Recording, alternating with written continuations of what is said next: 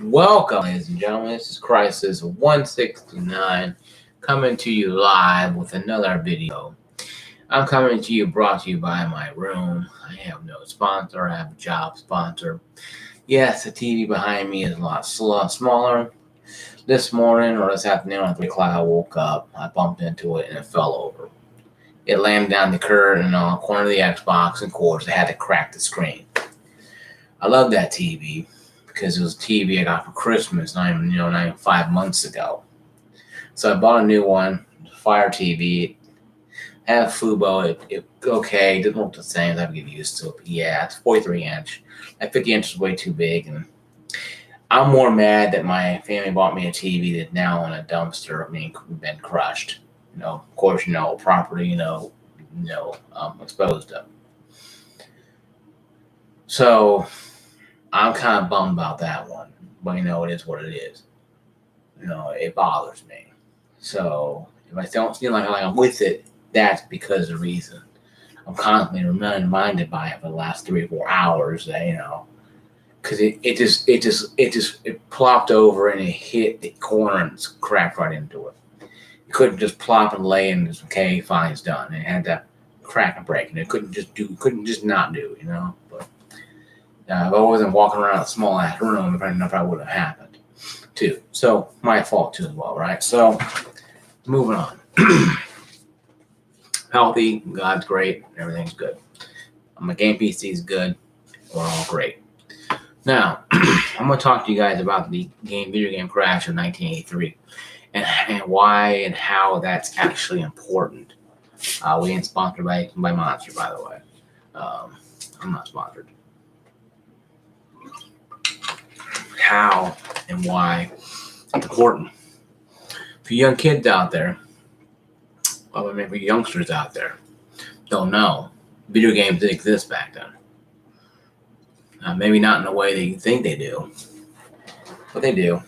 This here's a new remote, by the way. Yeah, it's 43 inches. It's good enough. Anyway, move on. For youngsters out there that may not know that, sorry, it smells so weird. Video games were not the explosions and chainsaws to the face and Halo and quick scoping and spin twirling, monster drinking, amp drinking games they are now.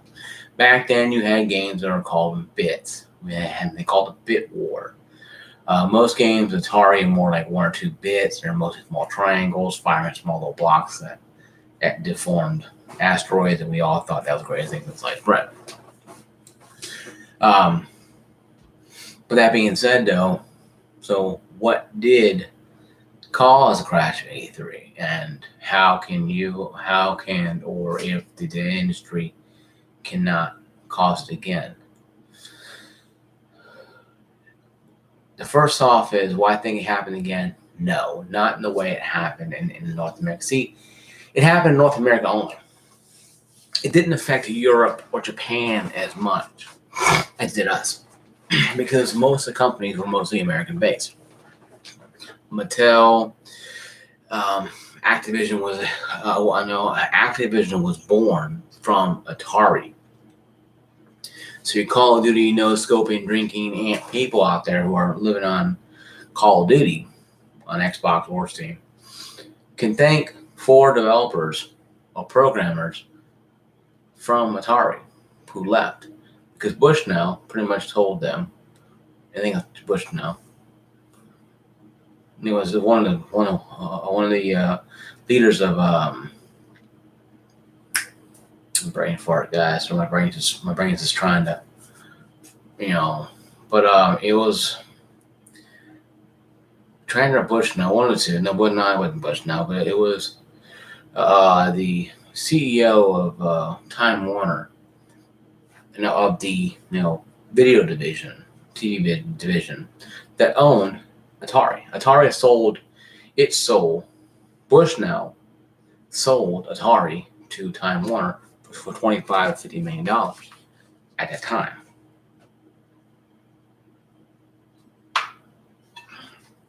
Okay.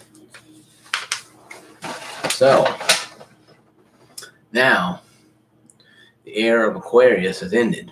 No more smoking pot in the room and developing games. Business suits, ties, in at 8, out at 4, 9 to 5, whatever. So now Atari is a business company, not a come here and have fun. So now, I think of Jack Tratton, one of the two. One of those names sound familiar. Bushnell was one of the co-creators of Atari. And they sold themselves to Time Warner for money. Of course, then it became a corporate suit company. Like I said, Dad going to work a week before wearing some weird clothes, now he's going in wearing a suit and tie a week later. How it happens. And your father goes, oh, you're old enough to understand that. So, if you're old enough like me, you're probably, if you worked at Atari, I never did, my family never did, but you understand that kind of stuff. So, it's all business stuff, okay? So now you have to deal with the business point of view of having things out at a certain time. Deadlines, timetable, get done, wrap it up, let's go, kind of thing, right? Not like now, not smoke some pot and take about 6 months to make one game. No, you got to do it in a certain amount of time. And that's where the cracks, and I'm still thinking of my TV, guys, sorry. But I know they'll pass. The TV I have is great and cost $300-something, so it's fine. It's good for me right now, so. But it's a 43 amp, so it's good enough for that, right? So that being said, though, the cracks of the gaming cracks were being made, small fractures, by the way, because when Atari developers, programmers went to Jack Tratton and said, hey, we want credit on these games, he replied and said, you're no more important than the person who's putting the cartridge together. Because back in the time, Atari, you had one screw and a cartridge. The game was pretty much, it's like a big plastic cover and a game right in the middle, a real small part, and a screw. And I've seen Atari, I played on it before. And they screwed it on there and they sent it on its way. That's all the people did at Atari who created a game, who actually on simulator. Now games are downloaded to your PC or your Xbox or hell, your smartphone or even your Switch nowadays. So, that being said, though, what happened, you might ask? What happened was very simple. Four lead programmers, developers left and formed Activision. The company now that is pretty much weird when it comes to having things like Destiny that was part of them for a while, or now Call of Duty every single year. Didn't have that. They made games like Pitfall and great games like that. That now they're a third party, the only one in town. Okay, and of course Atari sued to stop them, but the judge says, you know what, it's fair use, third parties allowed. And of course, other companies started making consoles off Atari's product. Problem was, though, Atari used old PC parts. They used a lot of different crap to make their console. They weren't. They didn't have a license. They didn't have a patent license. They weren't patent pending. So anybody can go into a garage, and a lot of people did, and created, their own Atari 2600 clone and created it. And that's still far ahead.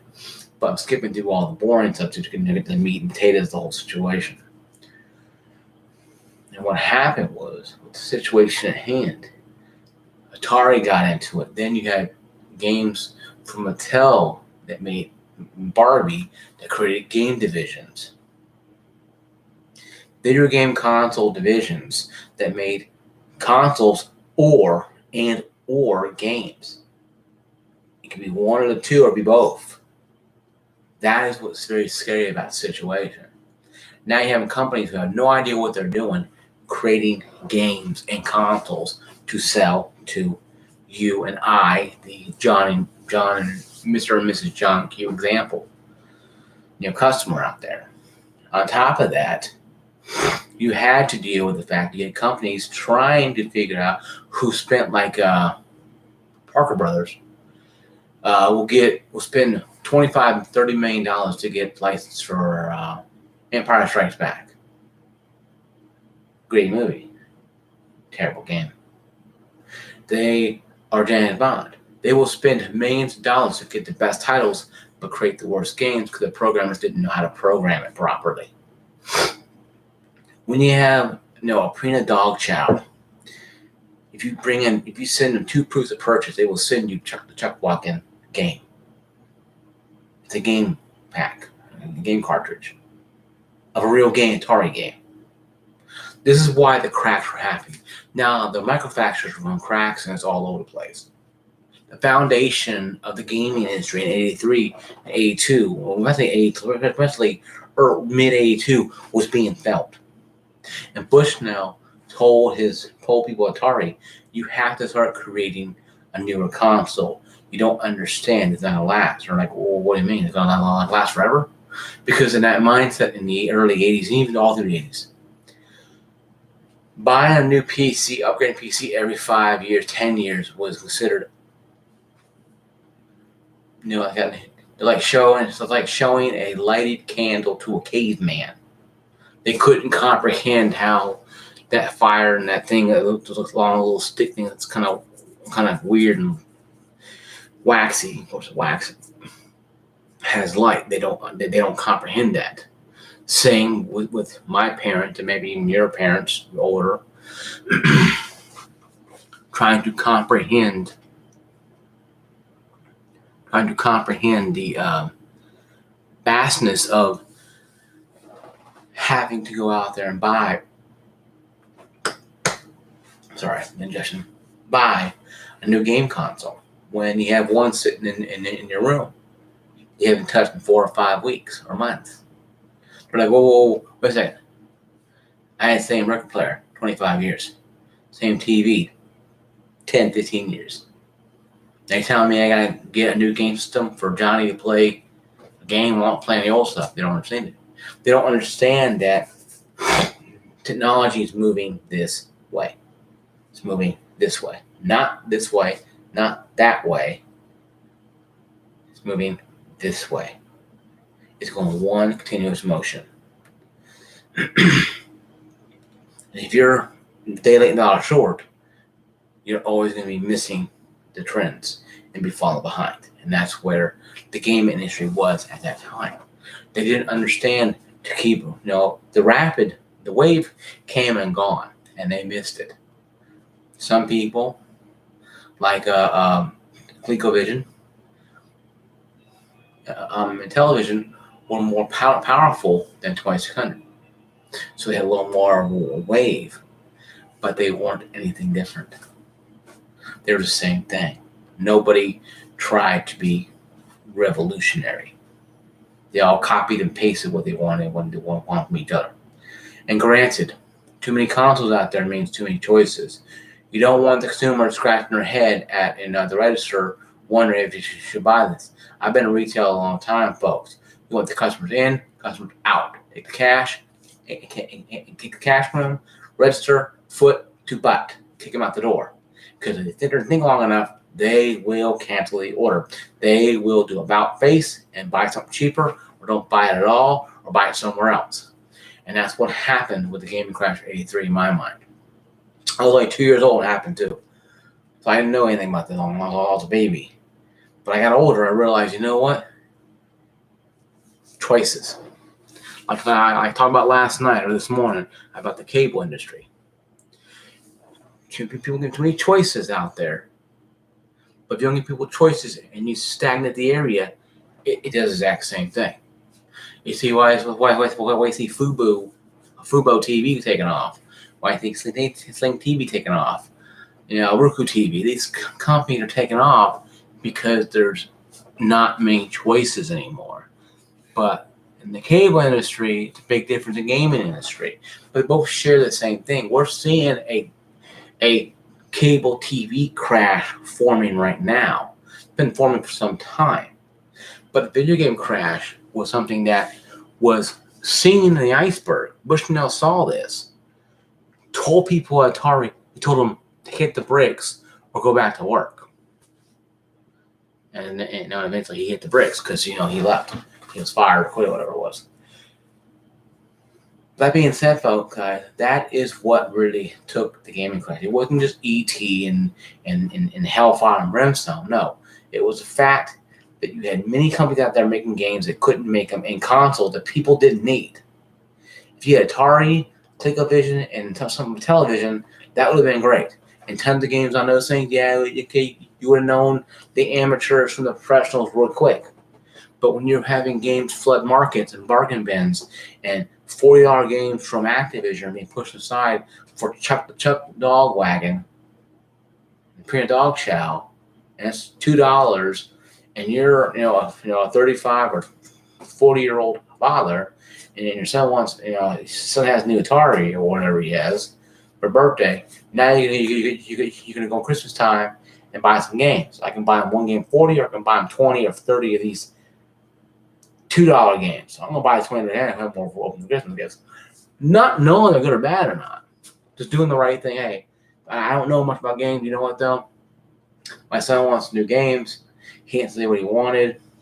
I see a $40 game in Pitfall, or I see 30 gifts he can open up on Christmas Day. I'm gonna do 30 gifts for maybe $2 to $5 a piece. Goes home. Son likes it. Now, his son's a small kid. He might like the games he's playing. I don't know. And I played E.T. I played Pac-Man when I was a kid on that thing. I thought it was great. My small older sister and brother, they knew it was blasphemy. They hated it. Me, I couldn't go anywhere with themselves, little scrubs. So I played the crappy Pac-Man. And to me, being a kid, 2-3 years old, it was fine. I usually go a couple chomps and I'm dead. So a couple chomps and dashes and I'm dead. So I never had a problem with it. Kids at that time didn't have a problem with it. Now the older kids knew. And also scrubs, myself included at the time, didn't know anything. Oh well, it's a good game. And good game for us because we normally stuck at home. With mommy or daddy, we can't really run out there and do anything because we're little scrubs. We can run our subdivision, we can run our streets, but we can't go out and go to carnivals, fairs, arcades because a lot of people in arcades. Some good, some bad. Back in the 80s. Even the 80s were weird. But not where they are now. But anyway, though. That being said, though, guys. And so father goes in, like I said, sees this and sees those, buys these, goes home to Johnny. Johnny likes them, hates them, whatever. Or maybe Johnny doesn't care because, hey, they're games, cool, whatever, and you play all these games. Got 40 games in the library to play, and it takes them forever to play them and master them. And he's happy, the old man's happy, and he's opening a little bit of a beer, watching the football game in the living room. Johnny's playing games, and his wife reading a book or whatever. And he's sitting there just, hey, great Christmas. Dinner was great, and I'm sitting here having a beer and relax. Yeah, and that could have happened there in a lot of families on that in that time, in the 80s, late 82 for Christmas time, going to 83 season. But 83 season was rough because shares and stock of Atari was bad. They lost like $500 million. It was terrible. They were losing money left and right. I remember this because I watched a lot of documentaries. G4 had a thing called Icons. Gaming Crash 83. I watched a Gaming Historian. But I also read too on Google. I went to the library and read about stuff too as well. When I was younger, because I wanted to know. Because I didn't know 30 years from now we'll have Google or have YouTube. But it could have been 14 by somewhere. But you know what I'm saying though. So if you're all right with it, I say, guys, watch the G4 Icons on YouTube. Watch that series and watch the Crash. You'll get a lot more information than I can give you. But you might say, okay, what's the finale is? Very simple finale. It crashed. Companies that are so desperate to get in were leaving. Just so desperate to get out. Mattel sold off M2 or M something games, what it was. shut down. Activision went towards PC. That would save their hide because they would have gone down too. With PC. PC was coming the new one. PCs, personal computers, were becoming more and more cheaper. And that helped drive the cost down of them, but also what put the dagger into the back of consoles of the Atari. And arcades were suffering, but I mean, they had probably another 5-6 years because they're so flooded. You had pizza shops, you had dentist offices, you had them outside of Food Lions and probably Save-A-Lots and Walmart's probably. Not outside, but out in areas. Probably had tons of them. Now you go to Dave & Buster's or City Forum in Clarksville, Tennessee, you'll see arcades. Imagine seeing that in every mall. We used to have Mall Government Square Mall here. We used to have an arcade there. Great games. Closed down. Because a lot of them closed down. Now you go, and I'm playing arcade style games on my PC, on my Xbox One X, on my Switch. I'm playing arcade grade. I'm playing arcade hits on that. Games that are running now better than they ever would run on a arcade hardware. So what happened was they got desperate. They got out. Company went bankrupt, belly up, died, dropped dead, burst into flames, whatever, caught fire, whatever it was, they did. And then it died out. It was dead probably for about maybe, they say 6 months or a year, maybe a couple months, but let's say 6 months. But actually about a couple of years. Because in 1985, a little red plumber from Nintendo came out in New York. Super Mario Bros. But the original man of Mario, the name Mario is called Jumpman. He was Donkey Kong in the arcades. And Nintendo took him and made him into a mascot called Mario. They made a game called Super Mario Bros. Not the arcade classic, that was great. But a new adventure game for a new system called the Nintendo Nintendo Entertainment System, or the NES. That single hand right there, with the Rob the Robot as a toy. It wasn't considered a game console, it was a toy. Changed and revolutionized the game industry. It took us off life support, practically being dead, clear dead. Started back up again. And Sega formed, and and so it's TurboGrafx 16 came out as well, and the rest stays history with the gaming. With that war right there, you had Nintendo, you had Sega fighting it out for practically almost 20 years until Sega bowed out with the consoles and then with the games. Now, my final thought segment. Do I believe that's going to happen again? Video games, probably not. But cable, yes. Media, you see it with how MySpace is gone, how Napster went the way of the dodo. Things do change, folks. Evolution changes, okay? Do I feel and do I think that the gaming crash happened again? It could be. It could, if we allow, because now you had, Google Stadia dead.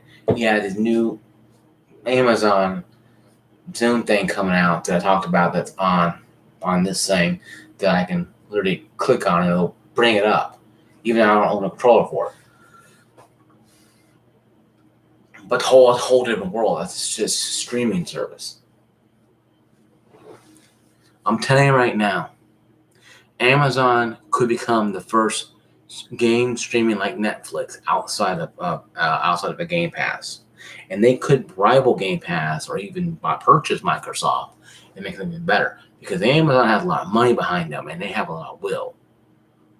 They are the Walt Disney of the distribution, commerce, and now the entertainment and video game and movie business. Amazon owns a lot. And they are the Atari or pinnacle Atari coming in. Xbox, Sony, Nintendo, They're the Atari now, but the gaming streaming services looks like Amazon is running with that. But Xbox is a good service to use. I Game Pass Ultimate on my PC and my Xbox. Most of them PC now I use it on. That right there. So I don't think it's going to have the same crash, but companies will die. You saw THQ, bite the big one. You saw 3DO finally go down after about 10 years ago. Companies, folks, are dying off that once were around a while ago. Atari is still around, but they're not as big as they were before. This is Christ 169. Peace, love. See you guys later.